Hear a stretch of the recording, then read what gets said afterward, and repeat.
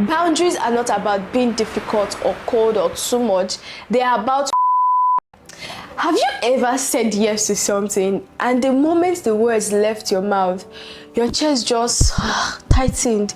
You already knew you don't want to do it. You already knew it was going to cost you your evening, your energy, your peace, and you already said yes anyway.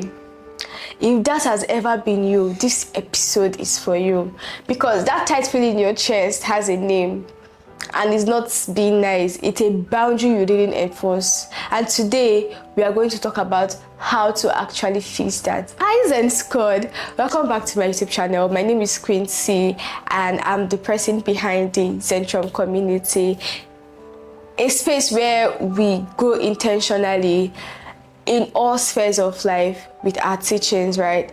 I'm not really far from you. I'm just few steps ahead of you, and I feel like I should just share experiences from what has happened in my life and just teach you. Hopefully it helps you, and I pray it does so.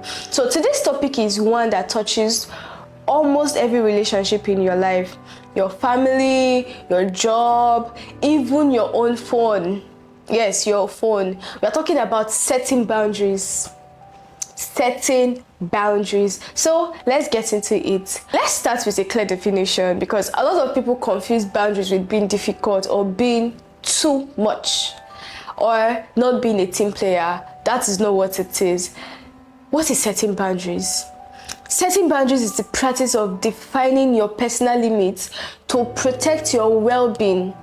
The practice of defining your personal limits to protect your well-being, energy, and self-respect. Setting boundaries is three things happening together.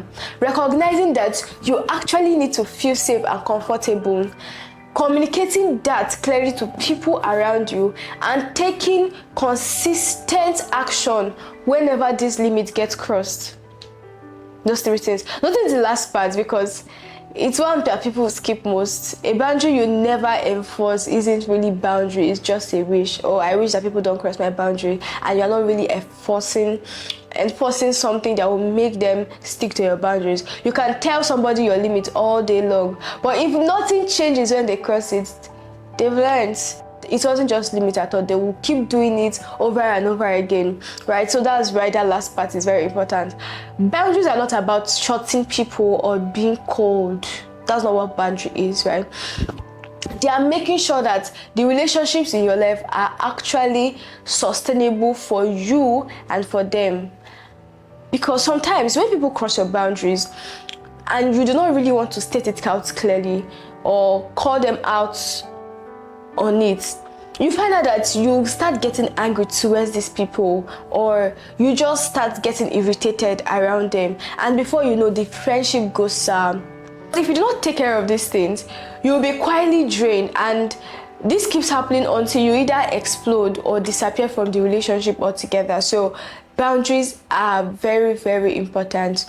Boundaries are not just one thing. They show up in different areas of your life, and it helps you know the category so you can spot where yours might be missing. So let's go through the 5 types of boundaries. So there are 5 types of boundaries I'm going to be talking about in this video, and I hope that at the end of the day you spot whatever it is that you are missing and you make adjustments. So let's go through them. Number 1, time boundaries. This is about protecting your schedule. It looks like declining an extra task at work, or when your plate is already full and deciding ahead of time that, okay, this is how long I'm going to stay in this event, instead of getting swept away until 2 a.m. This is how much time I want to spend doing this thing. It also involves switching off your phone weekends if you need to do it, to have your airplane mode. Speaking of airplane mode, one of the ways I enforce time boundaries is that I have a particular time every Saturday that I shut off. It's called airplane mode. I call it airplane mode. So between this time and this time, friends and family know well not to reach me. In fact, you will not even be able to reach me, because my phone is on airplane mode, and until I'm done with whatever it is I want to do, praying, studying, and other activities I would want to do, I'm not reachable. That is time boundary. I am not reachable. You will call from heaven and earth, call 100 numbers, you will not get me. That is an example of time boundaries, and you need to enforce it. All right. The second kind of boundaries that you need to enforce is emotional boundaries. This is about protecting your mental energy. It is deciding what kind of emotional conversations you are willing to have with people, and refusing to carry responsibility for how someone else reacts to a choice you made.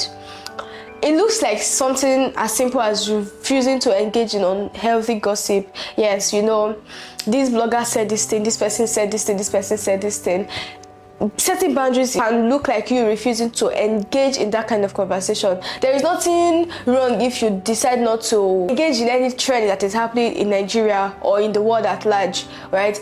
Even when everyone else in the room is doing it, it's very, very normal. There's nothing wrong with you. If you know it's going to drain you emotionally or mentally, you can decide not to go ahead with it, or you can decide not to be in the same space or that environment that will drain your mental health, right? Another boundary that you can enforce is physical boundaries. This is about your personal space, your body, right? It is stating your preferences around probably physical touch. If you're comfortable with a hug, you're comfortable with handshake, whatever it is that is your comfort level. For some persons, they don't like hugging people.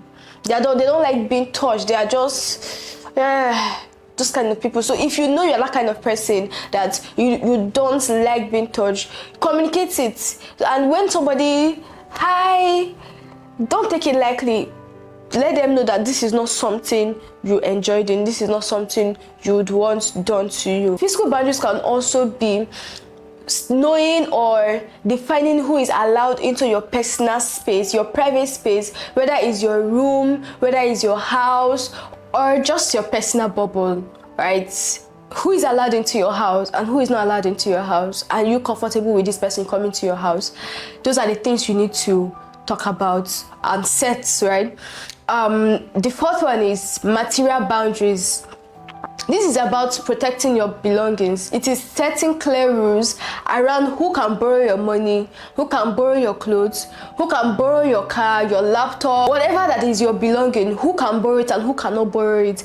And being okay with saying no, even to people that are close to you, all right? Without feeling like you owe an explanation for wanting to keep your own things. So I have my things and I'm not comfortable with people encroaching my personal space and touching my things. I should be able to say it without feeling bad or without feeling like I need to apologize for it. And then the fifth one is your digital boundaries. This is about protecting your downtime. It is setting specific time, places, and ways you can engage with your phone, your tablet, your TV, or whatever technology that is already or quietly eating your free moments without your permission. So you can decide that, okay, between this time and this time is when I want to surf the internet. Once my 30 minutes or once my 1 hour elapses, I'm dropping my phone, I'm standing up from watching that TV, I'm standing up from doing whatever it is that I'm doing to the next thing. It's very, very important, right? So at this point, I want us to take a second and actually think about the 5 things I just mentioned. Chances are you are solid in 1 or 2 or 3 of them and you are completely missing a boundary in another. Well, that's normal. Most people are stronger in some areas than others. The goal is not to be perfect across all 5. The goal is to know where you are currently exposed and how to fix it. Setting boundaries can feel like a lot of work, and honestly, it can lead you straight into conflict. But here is what a lot of people miss. There is always a consequence no matter what you choose. If you say yes to something, you are saying no to something, there's always a consequence, right? If you enforce your boundary, yes, you might experience conflict in some way. It might be uncomfortable. It might even be scary. People are probably going to get upset at one point or the other. That's just the reality of it. Just know that especially when you started new. Probably people use your things before now, and you are like, okay, at this point I think I do not want anybody touching this. I think I don't want anybody touching me. I think I want to do this. I don't want people in my personal space. I don't want you coming to my house anymore. I'm not comfortable with you doing this. By the time you start stating all of these things clearly, people might get offended. It's just the reality of life. But the thing I want you to know is that if you don't enforce your boundaries, you are not avoiding consequences. You are just choosing to place them on yourself instead. You get to suffer for things that you're not comfortable doing, or for things you are not comfortable with people doing around you.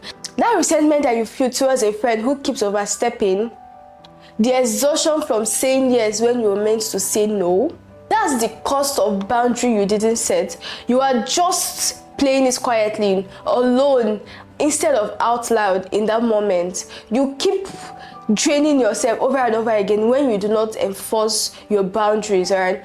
So the question was never, how do I avoid conflict altogether? It's, whose discomfort am I willing to carry?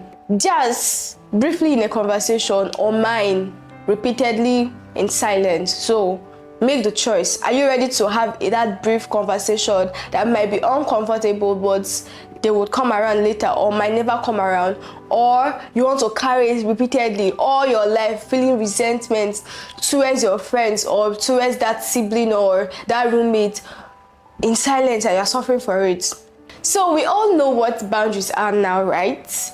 We know the different types, and we've made peace with the fact that conflict is unavoidable either way. And now, how do you actually set boundaries? How do you do this well?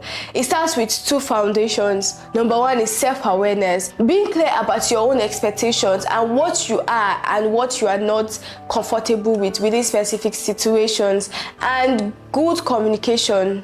So self-awareness and good communication. Being able to say what you need with assertiveness and clarity, not aggression. No, I'm not saying you should go and punch somebody on the face or something, or passive hints, like giving them those eyes, rolling your eyes. And that's not what I'm saying. That is not passive hints. From here, there are 4 practical steps. Auntie of numbers, I will always give you numbers. Number 1, communicate your boundaries clearly. Once you know what your boundaries are, you have to say it out loud. Not hint at it. Tell them, I am not comfortable with this. I can't take anything extra this week. Please don't go through my phone. Please don't touch my things. Or just be clear and simple. And then again, recognize your role. This is how you protect yourself from that ugly guilt that shows up the moment you enforce a boundary. And here is the truth. Sometimes people are just going to be upset with you, and that is fine.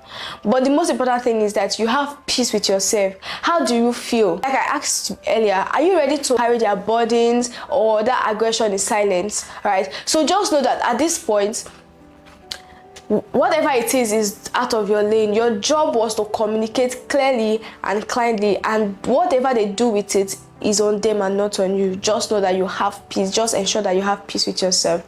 And then the third one is, decide if this boundary is flexible. I mean, a lot of people treat every single boundary like it's absolute, carved in stone, and no exception ever. And sometimes that's exactly right. Some of your boundaries should be absolute and carved in stone, and nothing else should change it, right? But other boundaries depend on the person, the context, or the situation. So before you enforce a boundaries, get clear with yourself on which kind of boundary it is, so that you are not rigid when you need to be flexible, and you are not flexible when you need to hold on firmly. And then the fourth thing is, be assertive. Once you've decided, insist on it. Be polite but be firm. Assertiveness does not mean aggression or being harsh or something. It means being clear, calm, and consistent. You don't need to raise your voice or over-explain yourself in 5 different ways for them to understand, or be like me that likes to put things in number 1, number 2, number 3. Just state it once, kindly, and hold your ground. Here is what I want you to walk away with today. Boundaries are not about being difficult or cold or too much. They are about protecting your well-being, your energy, and your self-respect, the same way you'd protect anything else that matters to you.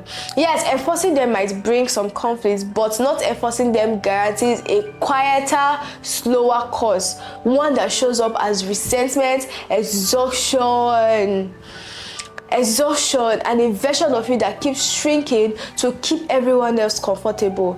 Choose the conflict that actually leads somewhere instead of silence that leads nowhere.